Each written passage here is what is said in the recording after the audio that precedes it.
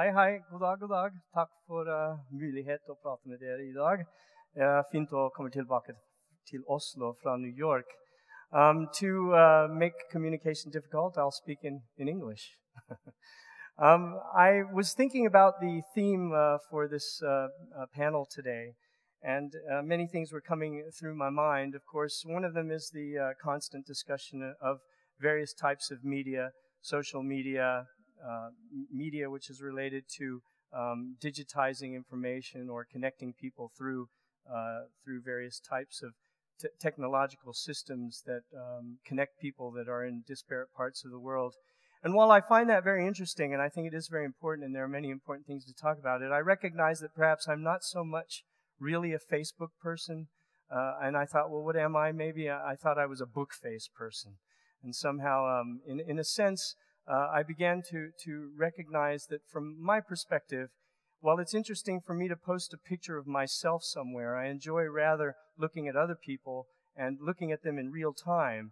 And there is a kind of sensibility that one gets in looking at people as they move through places either that we've designed or not designed.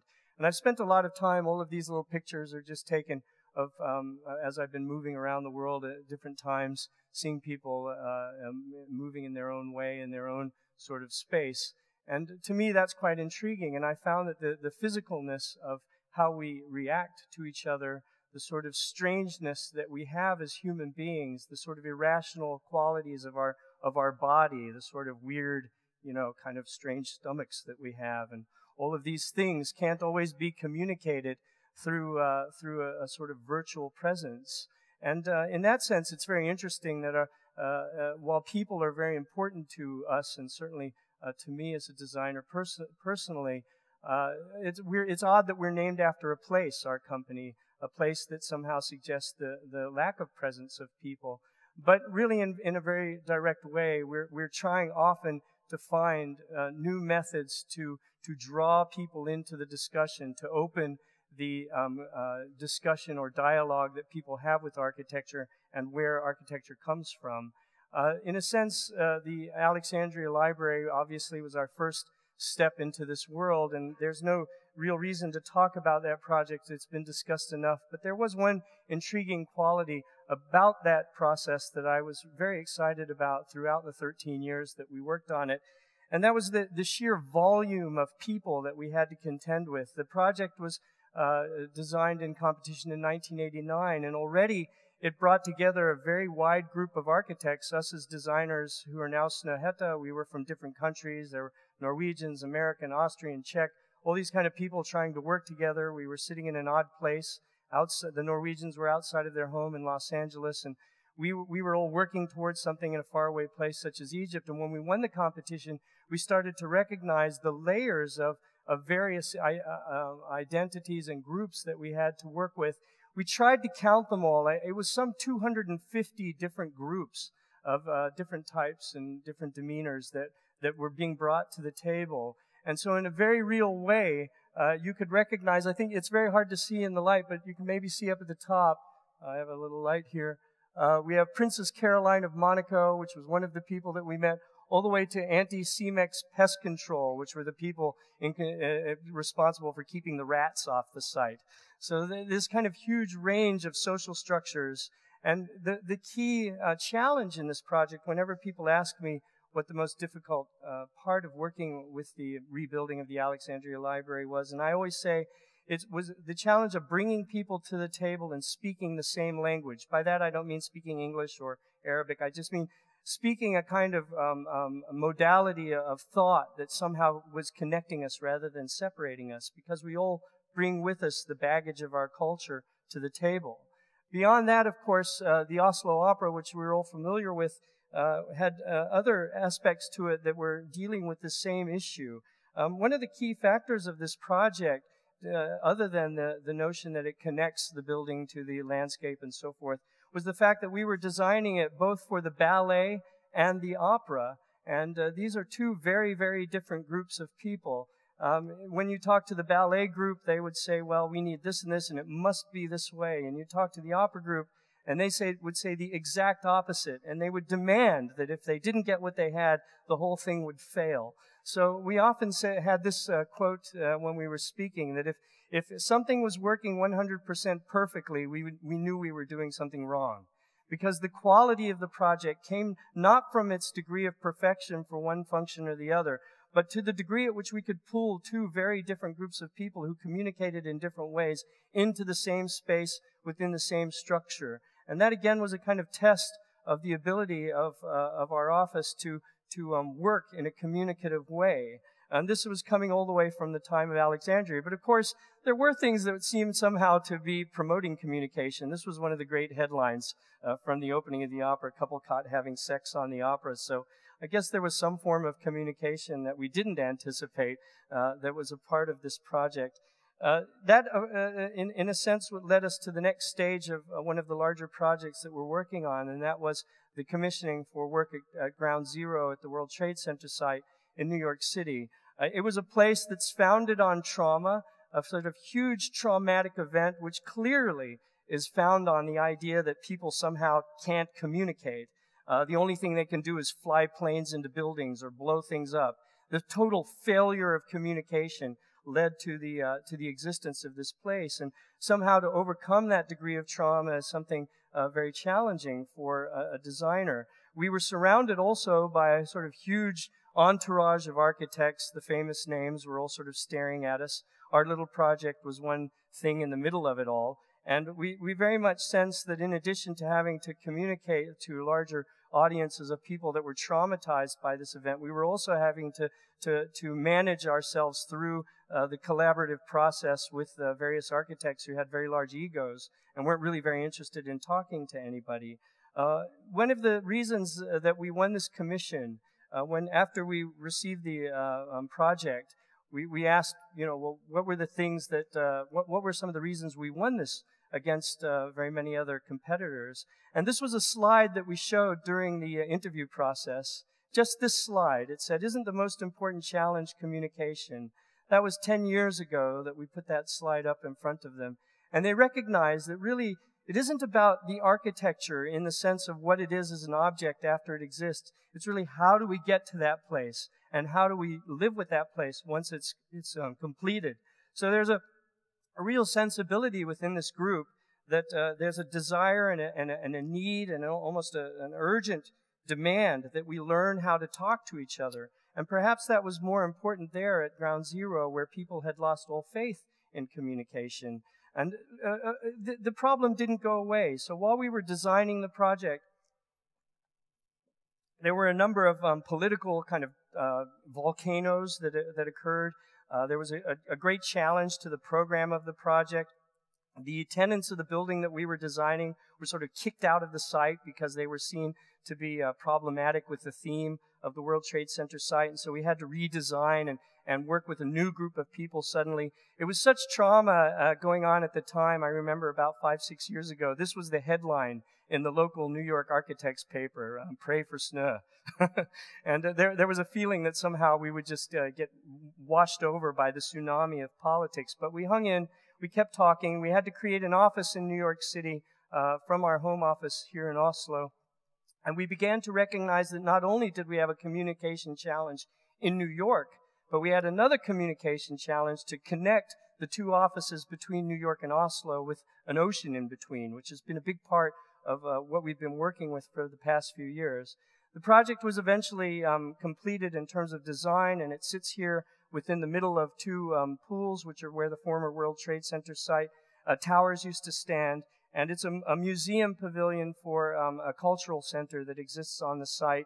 It's an incredibly complex location. There are 5 or 6 owners that we have to work with, and there are 5 or 6 different projects sitting one on top of the other. So there are different owners sitting in section rather than in plan. We normally think of sites in plan. There's one building here and another building here. In this case, the buildings are one on top of each other, of which one of them was Santiago Calatrava, who was underneath us. And he doesn't really like being in the bottom in the missionary position, so that was a little bit challenging.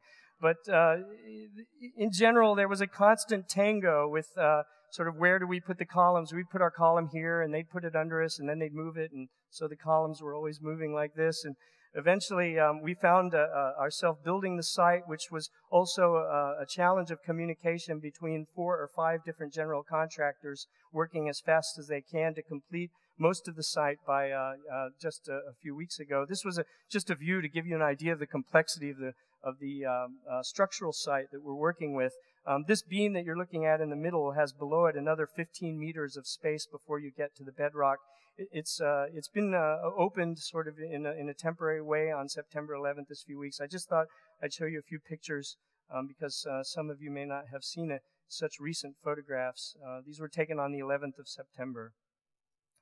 This is a picture of the facade, and the reason I show it is because this kink, this kind of bend in the building, is a direct reaction to all the things that were happening below. Originally, the building was more linear, but as the complexity increased, instead of trying to work with it, we just started breaking our building into pieces. So in a sense, it is a direct physical representation of the challenge of coordination and communication at a place like this. And in fact, it turned out to create some rather beautiful reflections on the surfaces of the building that we hadn't anticipated.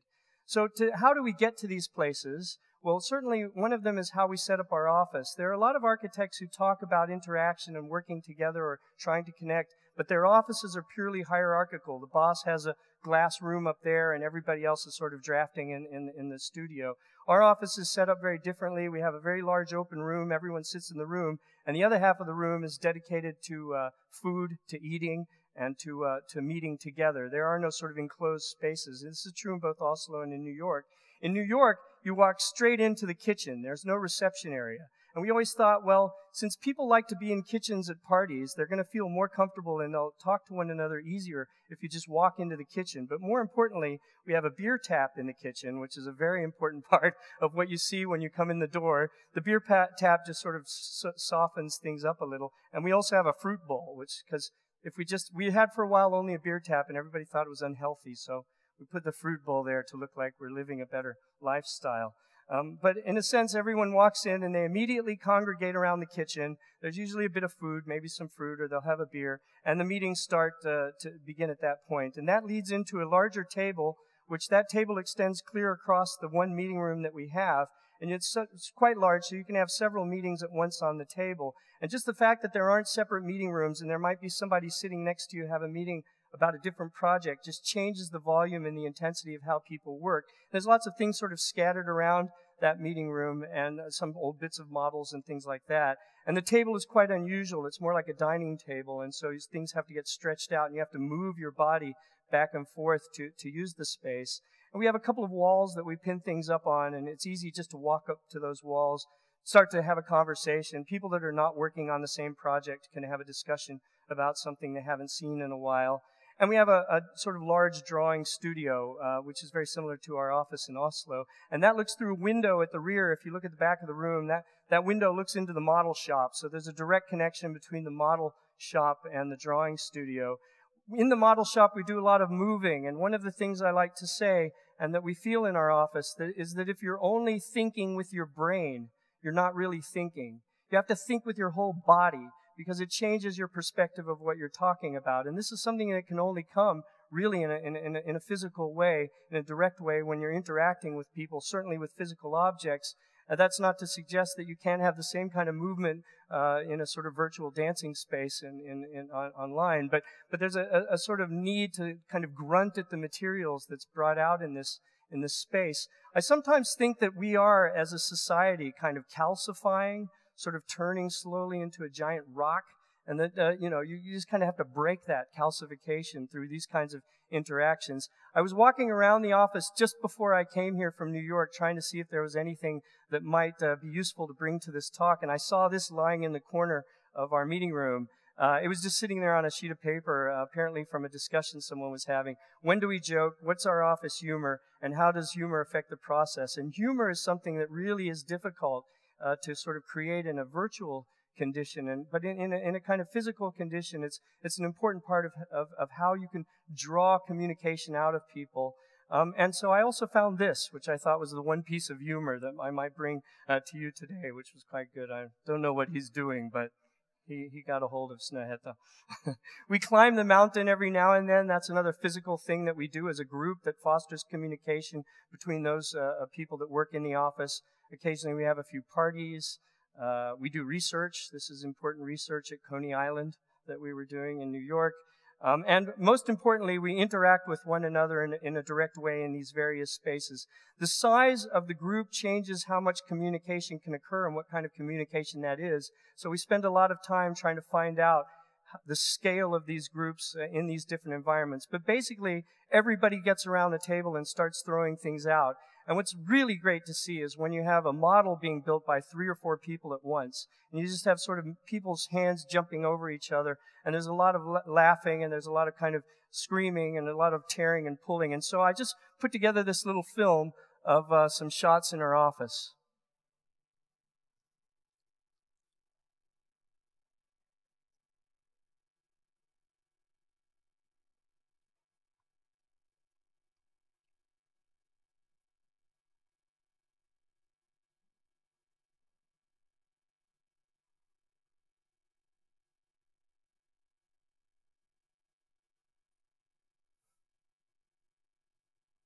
Yeah. Sometimes it gets really crazy, and that was the last shot there was one of the architects at the end of a long workshop.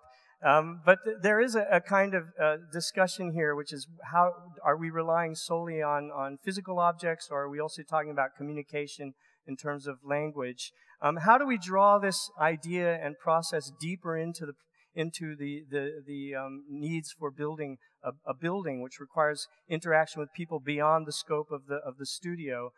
We try to bring these techniques into the client's space, the client's world. This is a really great picture. I like this picture. It's us working on a project in Ohio. That's the client in the green shirt. These are some of the architects, some consultants. That's the local architect. And this guy in the back, that's the financial guy.